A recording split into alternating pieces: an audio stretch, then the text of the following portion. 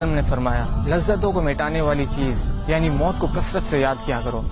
ایک انصاری نے عرض کیا ہے یا رسول اللہ مومنوں میں سے سب سے زیادہ عقل مند کون ہے؟ آپ صلی اللہ علیہ وسلم نے ارشاد فرمایا جو موت کو زیادہ یاد کرتا ہو اور موت کے بعد آنے والے وقت کے لیے اچھی تیاری کرتا ہو وہ سب سے زیادہ عقل مند ہے۔ رسول اللہ صلی اللہ علیہ وسلم نے فرمایا اگر تم وہ باتیں جان لو جو میں جانتا ہوں تو تم ہنستے کم اور روتے زیادہ، بستروں پر بیویوں سے لطف اندوز نہ ہو سکتے اور اللہ کی پناہ طلب کرتے ہوئے میدانوں کی طرف نکل جاتے۔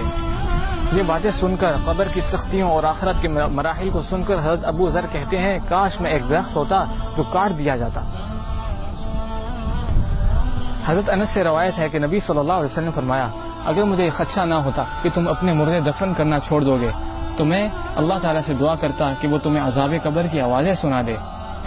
حضرت ابو ہریرہ رضی اللہ عنہ سے روایت ہے کہ نبی صلی اللہ علیہ وسلم نے فرمایا آدمی جب قبر میں دفن کیا جاتا ہے تو فرشتے سر کی طرف سے عذاب دینے کے لیے آتے ہیں تو تلاوت قرآن اسے دور کر دیتی ہے، جب فرشتے سامنے سے آتے ہیں تو صدقہ خیرات اسے دور کر دیتا ہے، اور جب پاؤں کی طرف سے فرشتہ آتا ہے تو مسجد کی طرف چل کر جانا اسے دور کر دیتا ہے۔ میرے محترم بھائیوں اور بہنوں،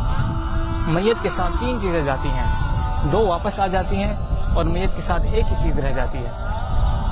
میت کا اہل و عیال، مال اور اعمال اس کے ساتھ جاتے ہیں، اس کا اہل و عیال اور مال واپس آ جاتا ہے، صرف اس کے ساتھ اس کے اعمال رہ جاتے ہیں۔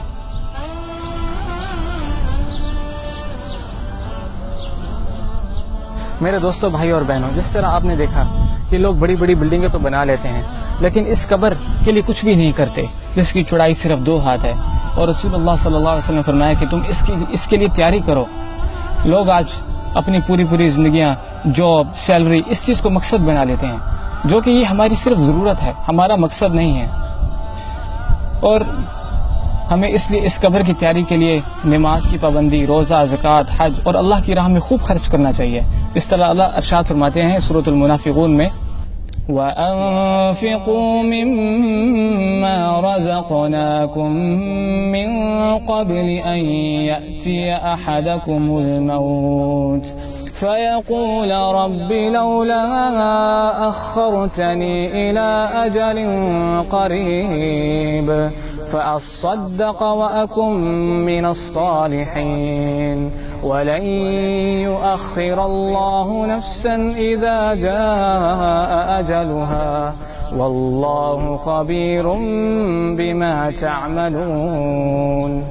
ترجمہ، اور ہم نے جو مال تمہیں دے رکھا ہے اس میں سے خرچ کرو اس سے پہلے کہ تمہیں موت آ جائے اور تم یوں کہنے لگو کہ اے میرے پروردگار تو ہمیں تھوڑی سی مہلت کیوں نہیں دیتا کہ ہم دنیا میں واپس جائیں اور صدقہ کریں اور نیک لوگوں میں سے ہو جائیں۔ آگے اللہ ارشاد فرماتے ہیں کہ جب کسی کا مقررہ وقت آ جاتا ہے تو پھر اس سے ہرگز مہلت نہیں ملتی،